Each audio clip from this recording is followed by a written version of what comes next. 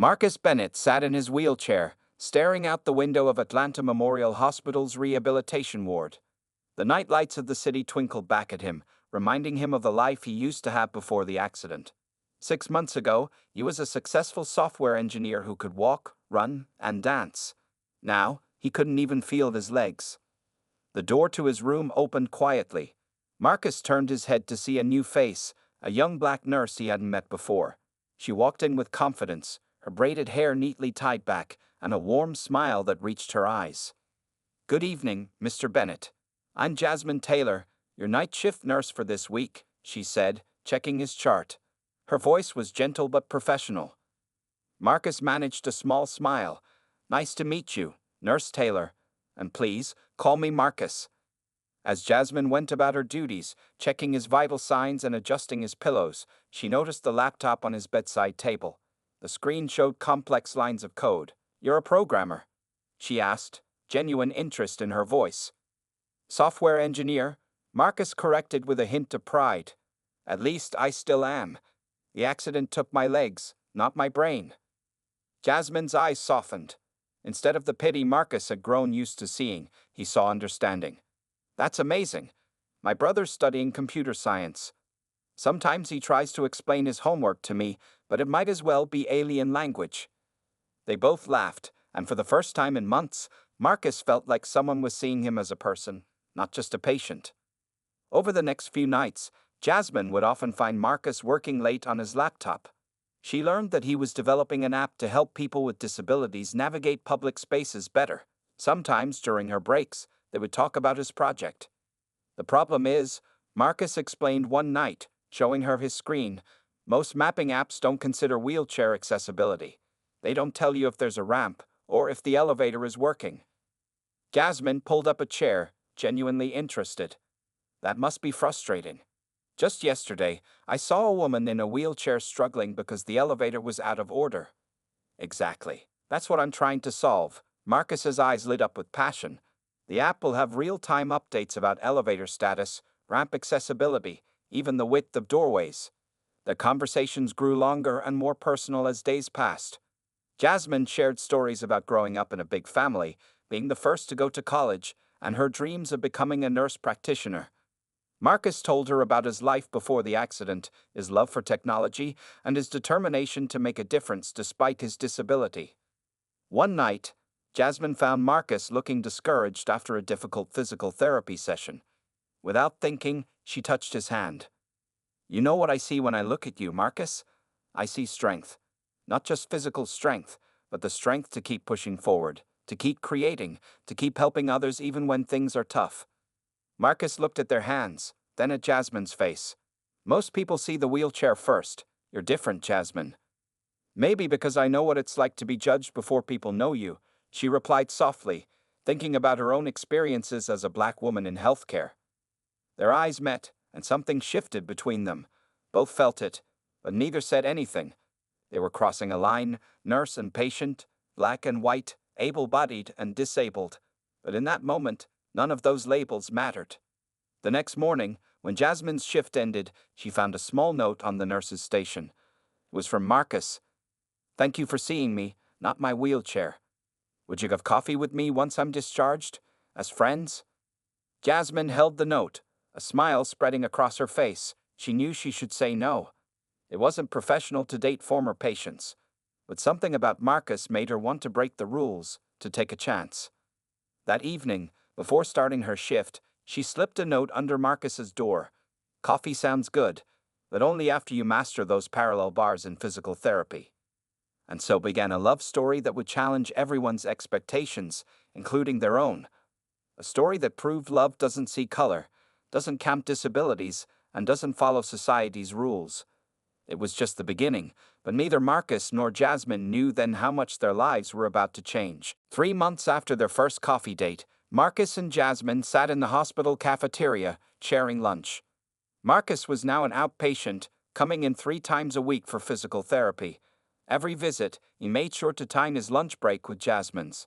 "My mama wants to meet you," Jasmine said quietly, stirring her soup. "But I need to warn you, she's concerned." Marcus put down his sandwich. "Because I'm white? Or because of the wheelchair? Both, Jasmine admitted honestly. She grew up in Mississippi in the 1960s, and she's worried life will be too hard for me, being with someone who. She stopped, not wanting to finish the sentence. Someone who's disabled? Marcus completed her thought. My parents have concerns too. They think I should focus on recovery instead of dating. They haven't said anything about you being black, but I can see it in their faces. That weekend, Jasmine drove Marcus to her family's Sunday dinner. Her mother, Mrs. Taylor, opened the door with a practiced smile that didn't reach her eyes. Her father stood behind, arms crossed, looking uncertain. The small house was filled with delicious smells and curious faces. Jasmine's 3 younger siblings peeked from around corners, while her grandmother sat in her favorite armchair, watching everything with wise eyes. So, Marcus, Mrs. Taylor said as she served dinner, what exactly are your intentions with my daughter? Mama. Jasmine protested, but Marcus raised his hand gently. Mrs. Taylor, I understand your concerns, he said, looking straight into her eyes. I'm not what you imagined for Jasmine, but I love your daughter. She saw me as a person when most people only saw a wheelchair. I may not be able to walk, but I can promise you this, I will spend every day making sure she's happy, respected, and loved. The table fell silent. Then Jasmine's grandmother spoke up, her voice soft but firm. Girl, pass me those mashed potatoes. She looked at Marcus. And you, young man, tell me about this computer program you're making. Jasmine says it's going to help people like you. As Marcus explained his app, the tension slowly melted. By dessert, Jasmine's younger brothers were asking him about coding, and her sister was showing him family photos. Even Mrs. Taylor's smile became more genuine when she saw how Marcus's face lit up talking about Jasmine's recent promotion at work. The next week, it was time to meet Marcus's family. They lived in a big house in an expensive neighborhood. Jasmine felt out of place even before they went inside. Marcus's mother, Mrs. Bennett, greeted them with perfectly applied makeup and a designer dress. His father, a prominent surgeon, stood tall and intimidating. Marcus tells us you're a nurse, Mrs. Bennett said over dinner, her voice carefully neutral. Yes, ma'am, Jasmine replied. I'm studying to become a nurse practitioner. Mrs. Bennett exchanged looks with her husband. And your family? What do they do? My father is a mechanic, and my mother teaches elementary school, Jasmine said proudly. They taught me the value of hard work and education. Mr. Bennett cleared his throat. Marcus, son, are you sure this is wise? Your condition requires certain accommodations. And with the cultural differences. Marcus slammed his hand on the table, making everyone jump. My condition? Cultural differences? Why don't you just say what you really mean? What your father means, Mrs. Bennett started, but Marcus cut her off. What he means is he's stuck in the past. Jasmine is the best thing that's happened to me since the accident. She doesn't see barriers. She sees solutions. She doesn't see differences. She sees possibilities. If you can't accept that, then maybe we should leave. For a long moment, no one spoke. Then Mr. Bennett did something unexpected. He laughed. Well, I haven't seen that fire in you since before the accident, son. He turned to Jasmine. Anyone who can bring that spark back to my boy's eyes is welcome in this family. As they drove home that night, Jasmine reached over and squeezed Marcus's hand. That was brave, she said. Marcus smiled. You make me brave. And you know what? Our families might not understand us yet, but they're trying. That's a start. A start? Jasmine agreed, thinking about how love sometimes requires courage. Courage to cross boundaries, to challenge expectations, and to believe in something bigger than ourselves. Life settled into a comfortable rhythm for Marcus and Jasmine over the next year. Their weekends were filled with family dinners that grew less awkward with time. Mrs. Taylor started saving tech articles for Marcus, while Mrs. Bennett began calling Jasmine for her famous cornbread recipe. One rainy Tuesday evening, Marcus waited in his car outside the hospital. He'd been doing this a lot lately. Picking Jasmine up after her shifts, a small victory of independence since he'd gotten his car modified with hand controls. As he watched the hospital entrance, his phone buzzed with a text from Dr. Rodriguez, his rehabilitation specialist. Great news about the experimental treatment. Call me ASAP. Jasmine climbed into the passenger seat, looking exhausted after her 12-hour shift. She leaned over to kiss Marcus's cheek, then noticed his excited expression. "What's got you smiling like that?" "Just happy to see you," he said, deciding to keep Dr. Rodriguez's message to himself for now. He didn't want to get her hopes up until he knew more. At home, their small apartment had become a perfect blend of their lives. Marcus's coding books shared shelf space with Jasmine's nursing journals. His wheelchair ramp had been decorated with potted plants, Jasmine's touch to make it feel less medical. "I'm thinking of applying for the nurse practitioner program," Jasmine said one evening as they ate dinner. "The deadline's next month." Marcus looked up from his plate. "That's your dream, but I thought you were waiting until next year." "I was," she sighed. "The tuition is scary, but I've been saving, and with the promotion—" "Apply," Marcus said firmly. "We'll figure it out together." He didn't tell her about the extra freelance coding projects he'd taken on, planning to surprise her with help for tuition. Their life wasn't always easy. Some days, Marcus struggled with phantom pains in his legs, frustration etched on his face. Jasmine learned to read his moods, knowing when to help and when to let him work things out alone. Other days, they faced the small cuts of prejudice, suspicious looks from strangers, whispered comments about their relationship, even a nurse at the hospital asking Jasmine if she was Marcus's caregiver rather than his girlfriend. But they found strength in each other.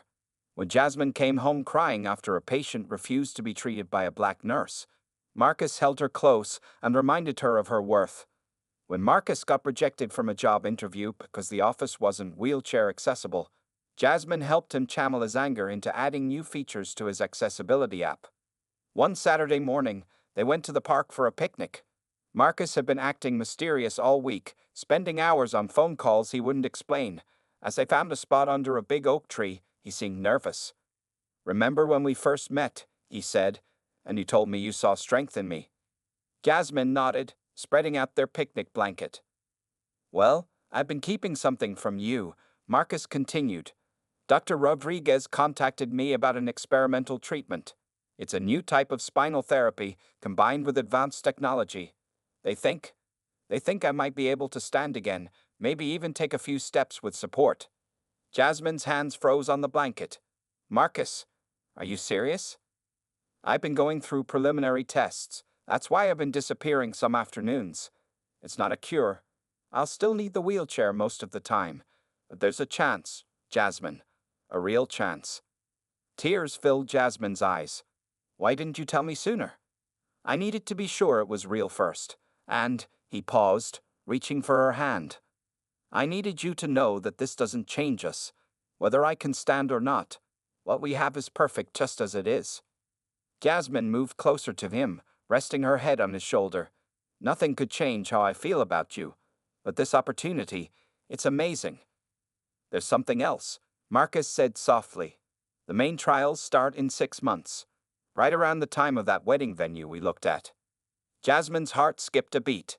They'd been casually looking at wedding venues, dreaming about the future, but hadn't made any firm plans. "Are you saying what I think you're saying?" she whispered. Marcus smiled, his eyes shining with love and hope. "Not yet, but soon, very soon." They sat together in comfortable silence, watching children play in the park, both thinking about their future and the surprises it might hold. Sometimes the biggest blessings come disguised as challenges, and the strongest love stories are written by those brave enough to break society's rules. The morning of the proposal didn't start as Marcus had planned. His carefully orchestrated scheme began falling apart when his laptop crashed, taking with it the special program he created for the hospital's digital information boards. Then, the florist delivered red roses instead of purple ones, Jasmine's favorite color. Even his specially modified car chose this day to have battery problems. But Marcus Bennett wasn't a man who gave up easily. As he sat in his wheelchair outside Atlanta Memorial Hospital, making frantic phone calls to fix everything, he remembered something Jasmine always said: life's biggest moments aren't perfect, they're perfectly imperfect. Inside the hospital, Jasmine was working her regular shift, completely unaware of the chaos unfolding. She moved from room to room, checking on patients, not noticing how her coworkers kept hiding smiles behind their charts. Around noon, a young patient named Tommy, a regular in the pediatric ward, rolled up to her in his wheelchair. "Nurse Jasmine, I got a special message for you." He handed her a purple envelope, his small face beaming with excitement. Inside was a simple note: "Follow the purple hearts. Each one holds a memory of us. Love, Marcus." Looking up, Jasmine noticed something she'd somehow missed all morning: purple paper hearts taped to the walls, each spaced about 10 feet apart. Her hands trembled as she walked to the first one. "Heart number 1. This is where you first checked my vital signs. You saw past my wheelchair and straight into my soul." Each heart led to another, taking her on a journey through their story. Past the cafeteria where they'd shared countless lunches. Past the physical therapy room where she'd watched him struggle and triumph. Through the garden where they'd had their first real date after his discharge. Her coworkers smiled knowingly as she passed, some wiping tears from their eyes. Even Dr. Williams, known for his stern demeanor, was caught adjusting a purple heart that had started to fall. The final heart led her to the rehabilitation ward, the place where their story began. But it wasn't just Marcus waiting there. The entire ward had been transformed. Purple flowers covered every surface. The digital information boards she usually checked for patient stats now displayed photos of their journey together. Pictures she didn't even know existed. And there was Marcus, sitting in his wheelchair in the center of it all. But something was different. Next to him stood a strange-looking medical device she'd never seen before. "Jasmine Taylor," he said, his voice strong despite his obvious nervousness. "Before I ask you the biggest question of my life, I want to show you something."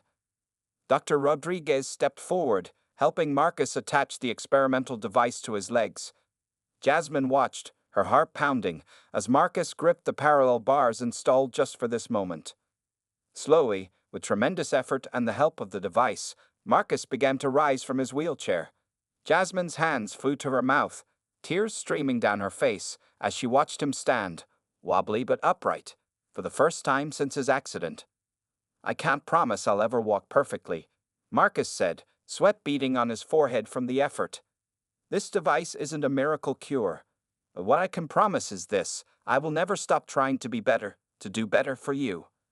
Carefully, he reached into his pocket and pulled out a small purple box. Dr. Rodriguez helped steady him as he held it out to her. "You saw me at my lowest and lifted me higher than I ever thought possible. You crossed every barrier society put between us and loved me not despite my disability, but as a whole person. You're my strength, my hope, and my future." He opened the box, revealing a beautiful engagement ring. "Jasmine Taylor, will you marry me?" Through her tears, Jasmine could barely speak. She stepped forward, one hand supporting his arm, the other reaching for the ring. "Yes," she whispered. "1,000 times yes." The entire ward erupted in cheers. Nurses, doctors, patients. Everyone who had helped Marcus plan this moment celebrated with them. Even Mrs. Taylor and Mrs. Bennett appeared from around the corner, both crying and hugging each other.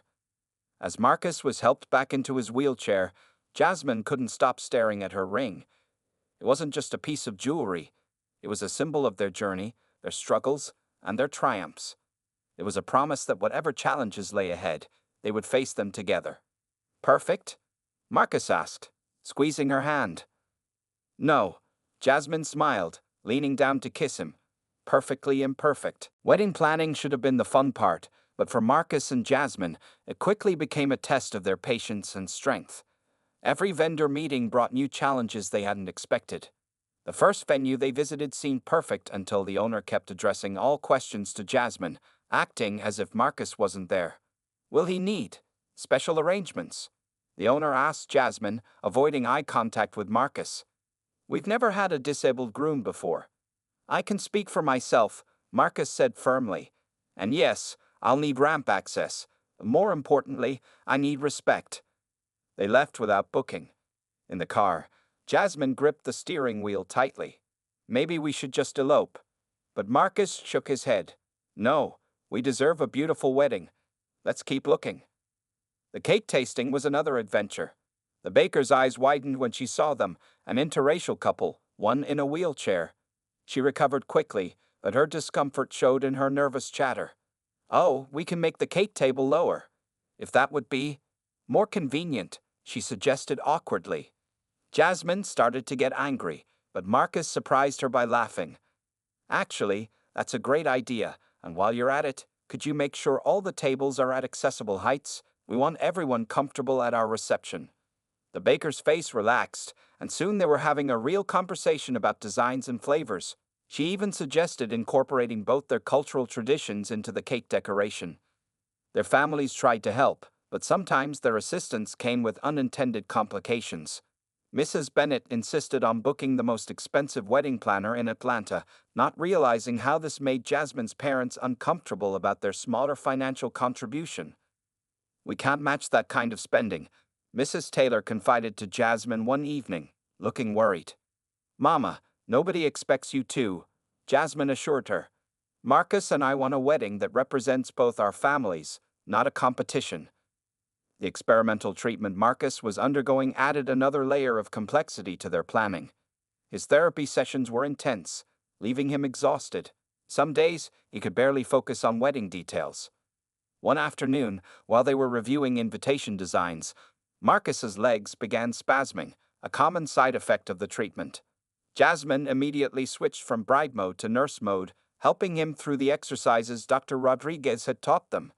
"Maybe we should postpone," Marcus suggested later, feeling guilty, "until after the treatment program." "Not a chance," Jasmine replied, kissing his forehead. "We'll plan this wedding around your therapy. I don't care if you're standing, sitting, or dancing at our wedding. I just want you there." The most challenging moment came when they met with the dance instructor. Marcus had been making progress with the experimental device, but they weren't sure if he'd be able to stand for their first dance. The instructor, a kind older woman named Ms. Garcia, watched them thoughtfully. "Love isn't about standing or sitting," she said. "It's about connection. Let's choreograph something beautiful that works for you both." Over the next few weeks, Ms. Garcia helped them create a unique first dance routine. Some parts had Marcus in his wheelchair, with Jasmine dancing around him. Other parts included moves they could do with him sitting while she sat in a regular chair.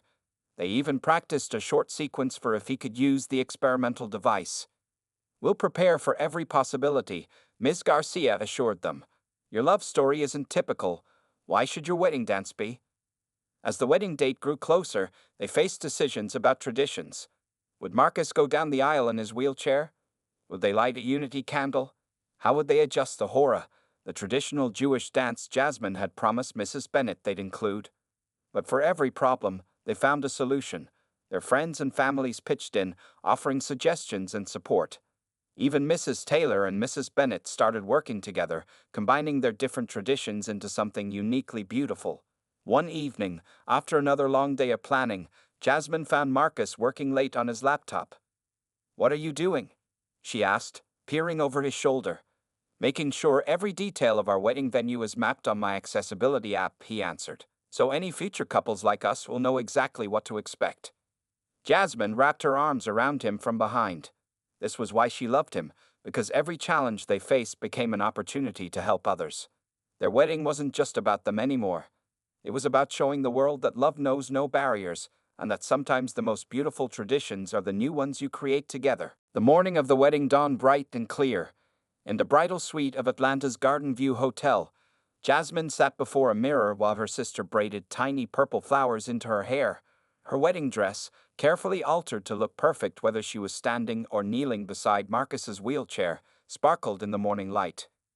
"You look like a queen," Mrs. Taylor said, wiping tears from her eyes. She held up a worn silver necklace. "Your grandmother wore this at her wedding. She wanted you to have it today." Down the hall in the groom's suite, Marcus was getting ready with help from his father and best friend, David. The experimental device was hidden discreetly under his specially tailored suit pants, but he hadn't told anyone except David about his plans to try using it during the reception. "Nervous?" Mr. Bennett asked, adjusting Marcus's bow tie. "Not about marrying Jasmine," Marcus smiled. "Just hoping everything goes smoothly." The ceremony space had been transformed into a perfect blend of both their cultures. Purple and silver decorations adorned the wheelchair-accessible aisle. Instead of traditional rows, the chairs were arranged in a circular pattern, symbolizing unity and inclusion. A ramp led up to the wedding arch, which was covered in purple roses, real ones this time, not the red mistakes from the proposal. As guests arrived, They found themselves part of something unique. The wedding programs were in Braille as well as print. Marcus's idea, after meeting a blind couple through his accessibility app. The music was a mix of traditional wedding songs and modern pieces that meant something special to the couple. When it was time, Marcus rolled down the aisle first, proud and handsome in his tuxedo. He took his place under the arch, where both the traditional pastor and a rabbi waited, a compromise that had made both mothers happy. Then the music changed, and everyone stood. Jasmine appeared at the entrance, her father beside her. Her dress seemed to float as she walked, and her smile lit up the entire room. Marcus felt his breath catch in his throat. This incredible woman was about to become his wife. As Jasmine walked down the aisle, she saw their journey reflected in the faces around her. Her co-workers from the hospital who had helped with the proposal. Marcus's physical therapy team who had supported his progress. Their families, now sitting together, sharing proud tears. Even some of their regular patients have been invited, including young Tommy, who gave her a thumbs up from his wheelchair. The ceremony combined elements from both their backgrounds. They jumped the broom, an African-American tradition Jasmine's grandmother insisted on. They signed the ketubah, the Jewish marriage contract Mrs. Bennett had carefully selected, but they also added their own touches. Instead of the traditional breaking of the glass, Marcus and Jasmine each released a purple butterfly, symbolizing transformation and hope. Their vows made everyone cry. Marcus spoke about how Jasmine had seen his soul when others only saw his wheelchair. Jasmine talked about how Marcus had taught her that love means breaking down barriers, not just between people but in their own hearts. "I promise to be your partner in all things," Marcus said, his voice strong and clear. "To face every challenge with you, to celebrate every victory, and to never let anything, not disability, not prejudice, not fear, come between us." "I promise to walk beside you," Jasmine responded, tears shining in her eyes. "Whether you're sitting or standing, in good times and bad, breaking down barriers and building bridges, for all the days of our life." When it was time for the ring exchange, they had another surprise. Instead of traditional rings, they had chosen bands engraved with a design that combined a wheelchair symbol and an infinity sign, representing their unique love story and endless commitment. The moment the pastor and rabbi pronounced them married, the entire room erupted in cheers. As Jasmine leaned down to kiss her husband, someone released more purple butterflies. They flew around the couple, creating a magical moment that no one present would ever forget. At the back of the room, Mrs. Taylor and Mrs. Bennett held hands, both crying happy tears. They had come so far from their initial doubts and fears. Watching their children prove that love knows no boundaries had changed them too.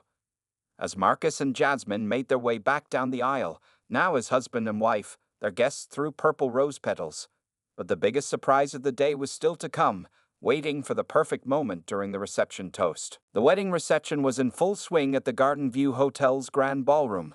Round tables draped in purple and silver surrounded a spacious dance floor, with paths wide enough for wheelchairs between them. Fairy lights twinkled overhead, creating a magical atmosphere. Marcus and Jasmine sat at the head table, their hands intertwined, watching their guests enjoy the fusion menu they carefully selected, soul food alongside traditional Jewish dishes.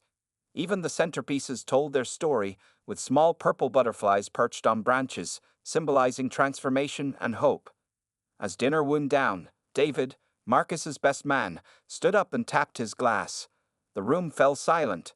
Everyone expected the usual best man speech, full of childhood stories and gentle teasing. But David had something else planned, something only he and Marcus knew about. "I've known Marcus since college," David began, his voice slightly shaky with emotion. "I was there before the accident, and I was there after. I watched my best friend face the biggest challenge of his life with courage I couldn't imagine. But more importantly, I watched him find love in the most unexpected place." He turned to Jasmine. "When Marcus first told me about the beautiful nurse who saw past his wheelchair, I knew something special was happening. But even I didn't know how special until today." David paused, looking at Marcus. "My friend, would you like to share your surprise with your bride?" The room buzzed with confused whispers as Marcus squeezed Jasmine's hand. "Sweetheart," he said softly, "remember when I started that experimental treatment? Well, we've been working towards something specific, something for today." Dr. Rodriguez stepped forward from where he'd been waiting quietly. He helped Marcus attach the experimental device to his legs, the same one he'd used during the proposal, but now more advanced after months of therapy. Jasmine's eyes widened as she realized what was happening. "Marcus," she whispered, "are you sure?" He nodded, determination in his eyes. With David on one side and Dr. Rodriguez on the other, Marcus slowly began to rise from his wheelchair. The room collectively held its breath. This time, the device seemed more stable, more confident in its movements. "Ladies and gentlemen," David announced, his voice thick with emotion, "Marcus and Jasmine's first dance." The opening notes of "At Last" by Etta James filled the ballroom. Marcus stood, supported by the device but standing nonetheless, and held out his hand to his bride. Jasmine, tears streaming down her face, took it and stood with him. They had practiced this moment in secret for months. The device wouldn't allow for complicated moves, but it let Marcus sway gently with his wife in his arms. Jasmine moved carefully with him, one hand on his waist for extra support, the other holding his hand over his heart. Mrs. Taylor sobbed openly while Mrs. Bennett clutched her husband's arm, both mothers watching their children create a miracle on the dance floor. Young Tommy, the patient from the pediatric ward, wheeled closer to watch, hope shining in his eyes. "I can't do this for long," Marcus whispered to Jasmine as they moved slowly together. "But I wanted one dance with you, standing together as husband and wife." Jasmine pressed her forehead to his. "This is more than a dance," she replied softly. "This is proof that anything is possible with love." As the song came to an end, Marcus carefully sat back in his wheelchair, exhausted but triumphant. The ballroom erupted in applause and cheers. There wasn't a dry eye in the house. David raised his glass again, to Marcus and Jasmine, who showed us that love doesn't just break barriers, it shatters them completely. Who proved that with enough determination, patience, and trust, nothing is impossible. The guests stood, raising their glasses. Mrs. Taylor and Mrs. Bennett hugged each other, their earlier prejudices long forgotten. Dr. Rodriguez wiped his eyes, proud of how far his patient had come. The hospital staff who had helped with the proposal cheered the loudest. As the regular dancing began, with guests filling the floor around them, Marcus pulled Jasmine onto his lap in the wheelchair. They spun together, laughing and crying at the same time. "Was that okay?" he asked, suddenly uncertain. "I know it wasn't a perfect dance." Jasmine kissed him deeply, not caring who saw. "It was better than perfect," she said. "It was us, just us, breaking rules and making miracles." Around them, their guests danced, celebrated, and witnessed what true love really looks like, not perfect, not traditional, but absolutely, beautifully real. 1 year after their magical wedding, Marcus and Jasmine Bennett sat in their new home's backyard, watching the sunset. Their house was specially designed to be fully accessible, with wide doorways, smooth floors, and a beautiful wraparound ramp decorated with purple flowers, just like the one from their first apartment. The experimental device that had allowed Marcus to stand for their first dance had led to more progress than anyone expected. While he still used his wheelchair most of the time, he could now stand and take a few steps with support during his therapy sessions. More importantly, his accessibility app had become a huge success, helping thousands of people with disabilities navigate their cities better. "Remember what today is?" Jasmine asked, curled up on the porch swing next to Marcus's wheelchair. "How could I forget?" he smiled. "1 year since you made me the happiest man alive." Their first year of marriage had brought both joys and challenges. Jasmine had completed her nurse practitioner program, with Marcus surprising her by revealing he'd saved enough to cover half her tuition. She now worked in the same rehabilitation ward where they'd first met, helping other couples navigate the challenges of disability and recovery. Their families had grown closer in unexpected ways. Mrs. Taylor and Mrs. Bennett had become best friends, hosting weekly dinners where they taught each other their favorite recipes. Mr. Bennett had helped Jasmine's father expand his auto repair shop to specialize in modifying vehicles for disabled drivers. Even young Tommy, the patient who had helped with Marcus's proposal, had a special place in their lives. Inspired by Marcus's progress with the experimental device, he had started his own physical therapy journey. Every Thursday, Marcus and Jasmine visited him at the hospital, bringing hope and encouragement. "I have some news," Jasmine said softly, taking Marcus's hand. Remember how we've been talking about starting a family? Marcus's heart skipped a beat. Are you? She nodded, happy tears in her eyes. We're going to have a baby. Marcus pulled her onto his lap, holding her close as joy overwhelmed them both. They had discussed this extensively with doctors, researched adaptive parenting techniques, and prepared their home. But now it was real. Boy or girl? He whispered against her hair. Too early to tell, she laughed. But I already know one thing. This baby will grow up knowing that love has no limitations. That evening, they hosted a small gathering in their backyard. Their families were there, along with David, Dr. Rodriguez, and some close friends from the hospital. As the stars came out, Marcus raised his glass for a toast. A year ago today, I stood for our first dance, he said, looking at his wife with pure love. But the real miracle wasn't standing up. It was finding someone who made me feel tall even when I was sitting down. Jasmine, you didn't just marry me, you showed the world that love doesn't see barriers, it sees possibilities. Jasmine wiped happy tears from her eyes as she added, and now we're starting a new chapter. We're going to be parents. The announcement was met with joyful cheers and hugs. Mrs. Taylor and Mrs. Bennett immediately started planning the baby shower, while Mr. Bennett and Jasmine's father discussed building a custom crib that would work with Marcus's wheelchair. Later that night, after everyone had gone home, Marcus and Jasmine sat in their bedroom. Marcus was using the device to stand for his nightly exercises while Jasmine sorted through old wedding photos. Are you scared? He asked quietly. About raising a child with a disabled father. Jasmine put down the photos and stood in front of him, taking his hands. Our child will be blessed, she said firmly. They'll learn that love comes in all forms. They'll understand that disabilities don't define a person. They'll know their father is the strongest, bravest man I've ever met. Marcus pulled her close, grateful for her unwavering faith in him, in them. Their story had become more than just a love story. It was a testament to the power of seeing beyond society's expectations, of believing in possibilities rather than limitations. As they fell asleep that night, Jasmine's head on Marcus's chest, they both thought about their journey, from that first meeting in the hospital to their surprise wedding dance, and now to impending parenthood. Their love had not only changed their lives but had touched countless others, showing that when you open your heart to love, miracles happen every day. And this was just the beginning of their story.